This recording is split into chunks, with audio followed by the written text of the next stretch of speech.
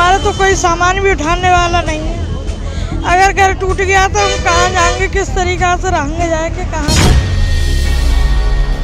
हम बहुत परेशान हैं, हमें धामी जी से न्याय चाहिए। हमारे जो है छोटे छोटे बच्चे हैं, हम उन्हें लेकर कहाँ जाएं।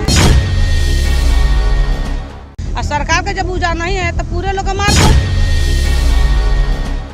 अगर सरकार को हटाना है तो एक बम गिरा दे, जैसे हर जगह युद्ध हो रहा है वैसे एक बम गिरा दे, सब यहाँ नष्ट हो जाएगा, पूरा साफ हो जाएगा। हम रहेंगे पन्नी डाल के यहाँ रहेंगे, हम हट नहीं सकते, नगला छोड़ नहीं सकते।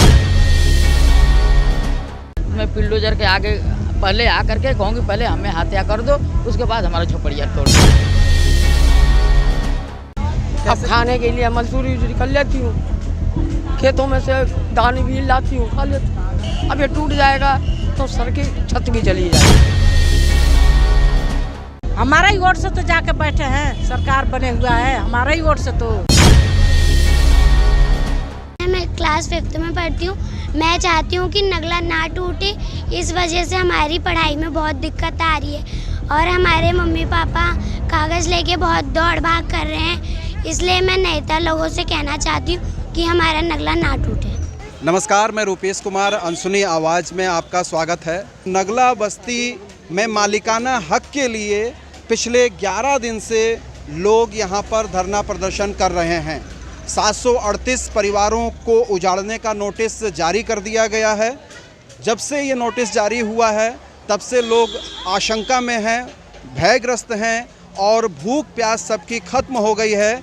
इस समय लगभग 2 बजे का समय है और इस तरीके से महिलाएं पूरे दिन यहाँ पर डटी रहती हैं, धरना प्रदर्शन करती हैं। शाम के वक्त में यहाँ पर इनके परिवारों के पुरुष भी आ जाएंगे और बड़ा मजमा धरना प्रदर्शन के रूप में रहता है। लोग भयग्रस्त हैं कि आखिर अगर आशियाना टूट जाएगा, सब मेहनत मजदूरी करने वाले लोग हैं, ये कहाँ जाएंगे। मैं आज अपनी कोई बात नहीं रखूँगा, ये लोग क्या कह रहे हैं, इनकी पीड़ा क्या है, इस पीड़ा को सुनिए और इसी से अंदाज़ा लगाइए कि इनकी स्थिति, मनोदशा इस समय क्या है। जब हमारी शादी को भी 40 साल हो गए, 40 साल से हम यहीं पर रह रहे हैं, अब हम कहाँ जाएं। हमारे पति भी ख़त्म हो गए समझो साथ में, और हमारे लड़का बच्चा भी कोई ना है, एक लड़की है अकेली। अब हम बताओ कहाँ सामान लेके जाएंगे, कहाँ हम घर बनाएंगे, कैसे रहेंगे। हमारा तो कोई सामान भी उठाने वाला नहीं है।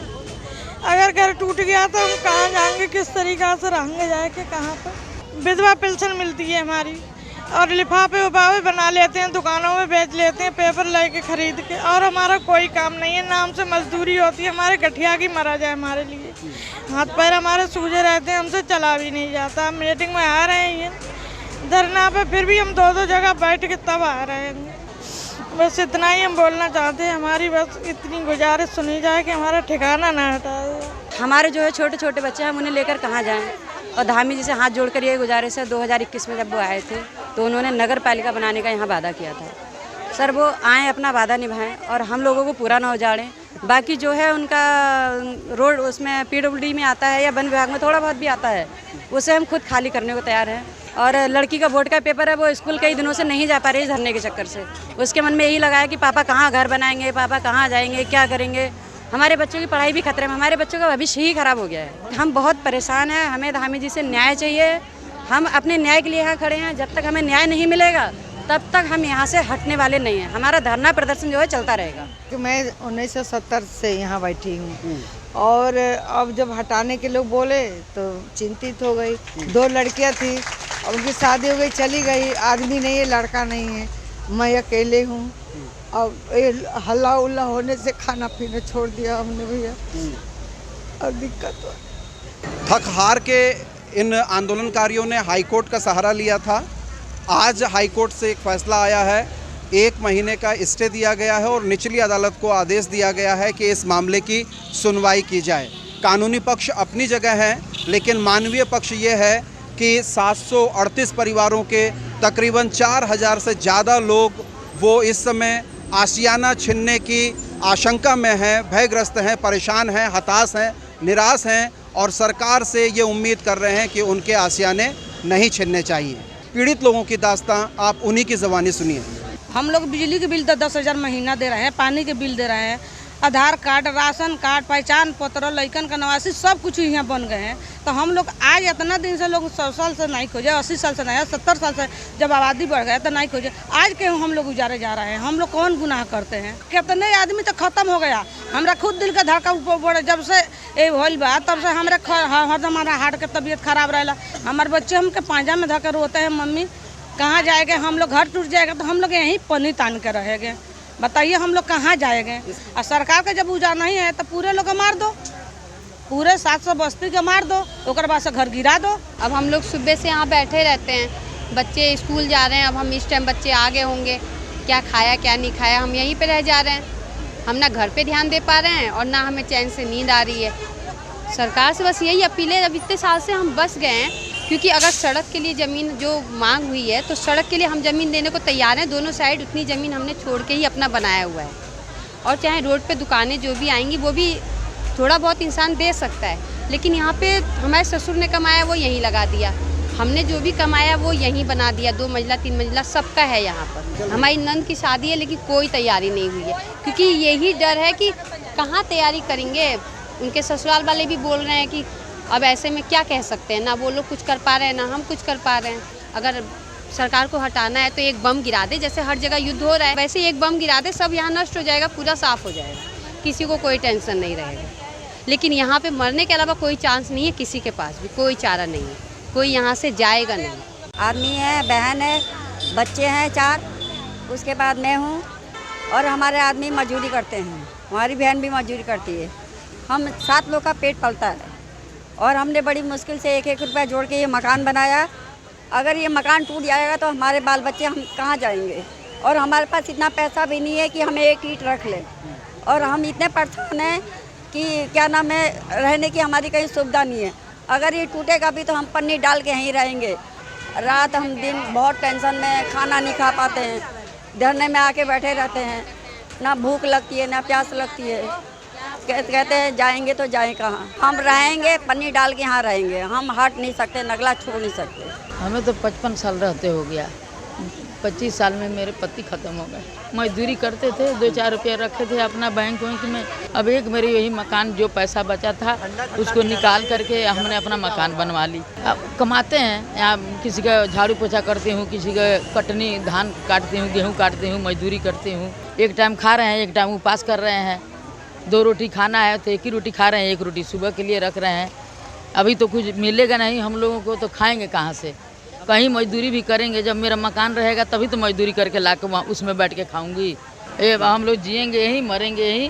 अगर हमारा मकान भी टूट जाएगा तो मैं पिल्डोजर के आगे पहले आ करके कहूँगी पहले हमें हत्या कर दो, उसके बाद हमारा झोपड़िया तोड़ दो। 70 साल हो गया रहते रहते, हमारा शादी यहीं, हमारा बूढ़े यहीं पर थे, झोपड़ी था तभी से हम लोग रहते थे। ये कहाँ जाएंगे बच्चे, मेरे नाती पोते कहाँ जाएंगे, कहाँ रहेंगे? 72 साल हो गए। तो यहाँ पर उस समय 2-3 दुकानें थी। जब से हम यहाँ 7 साल की थी मैं, जब से यहीं आई हुई हूँ। घर वाले तो कोरोना में ख़त्म हो गए। अब खाने के लिए मजदूरी कर लेती हूँ, खेतों में से दाने भी लाती हूँ, खा लेती हूँ। अब यह थोड़ी पैसों से कमा के थोड़े से कमरे बना लिए हैं। अब ये टूट जाएगा तो सर की छत भी चली जाएगी। हमारे छोटे छोटे बच्चे हैं, बुजुर्ग माताएं हैं। हमारा यहाँ छोटा छोटा व्यापार करके हमने जो भी है छोटी छोटी झोपड़ियाँ और घर बनाए हैं। आज ये लोग सरकार और कानून तोड़ने वाली बात करते हैं, अतिक्रमण कहते हैं। उस दिन कहाँ गया जब उन्होंने हमें राशन कार्ड दिया है, बिजली दी है, पानी दी है, तो हम सरकार से ये पूछना चाहिए तो हमें दिया तो क्यों दिया? मतलब सुनने वाला कोई नहीं है इस समय। अब नज़दीक शादियाँ आ गई हैं, 28 नवंबर से हमारे घर में कार्यक्रम शुरू हैं, लेकिन कैसे तैयारी करें? कोई तैयारी भी नहीं है। मतलब जब से हमने ये सुना है तब से मतलब पढ़ने में बहुत दिक्कत हो रही है। तो और क्या कहते हैं, हमारे साथ के बच्चे वो भी नहीं पढ़ पा रहे हैं। अगर ये नहीं होगा तो हम कहाँ जाएंगे, कहाँ जाएंगे, क्या पढ़ेंगे? फिर दिक्कत हो जाएगी हमें। हमारे पेपर चलने हैं, पेपर भी कैसे दे पाएंगे फिर अगर ये टूट जाएगा तो? हमारा राशन कार्ड यहाँ बना, हमारा आधार कार्ड बना, हमें बिजली का बिल की सुविधा दी गई, हमारा राशन कार्ड बना, हर चीज़ हमारा बनाती थी। हस्बैंड छोटी मोटी जॉब करते हैं, उससे हम अपना गुजारा कर रहे हैं। हमें अपनी नगला में रहना, हमारी नगला बचाएं। जो भी है बेचारे ठेले लगा रहे हैं और क्या कहते हैं, कोई मक्का भूनता है, कोई मूंगफली भूनता है, वो बेचारे कहाँ जाएंगे? हमारी क्षति गुजार रही है। छोटे छोटे बालक लेकर हम कहाँ जाएंगे? गैस सिलेंडर दिए हमको, जो चूल्हा जलाएंगे आँख में धुआं नहीं लगेगा। गैस कहाँ रखेगा जब क्षति गुजर रहा है। हमें इतना सरकार पर भरोसा है, इनको वोट देती हूँ, इनको समाज में सब कुछ करती हूँ। हमारा ही वोट से तो जाके बैठे हैं, सरकार बने हुआ है हमारा ही वोट से तो। और तब हमको कोई सुविधा ना मिले, हमारा बना हुआ घर उजड़ जा रहा है, अब कहाँ जाएंगे। पूरा परिवार सदमे में है, कहाँ जाएंगे। छोटे छोटे नाती पोते हैं, उनको लेके कहाँ जाएंगे हम। इतने साल से 60 से रहते हैं। मेरे ससुर यहाँ थे, हमारी चौथी तीसरी पीढ़ी चल रही है ये सब। हम कहाँ जाएंगे। हमारी यही वो है कि हमारे नगला बचाओ। 20 साल से हम भी यहीं रह रहे हैं, हमारे बच्चे भी यहीं पैदा हुए। लड़का शॉप है, मीट की दुकान की वो चलाता है। लड़की की शादी नहीं हुई है, लड़के की भी नहीं हुई है, अभी वो गुजर गए हैं। तो हम कहाँ लेके जाएंगे, किधर को जाएंगे ये बताओ आप। और कह रहे हैं कि नगला तोड़ो नगला तोड़ो। अभी तो बनाया हुआ उनका ये खड़ा करा हुआ, अभी तोड़ देंगे तो हमारे पास पैसा भी नहीं है, तो हम कहाँ से पैसा लगाएंगे। जान से प्यारा नगला हमारा, जान से प्यारा नगला हमारा।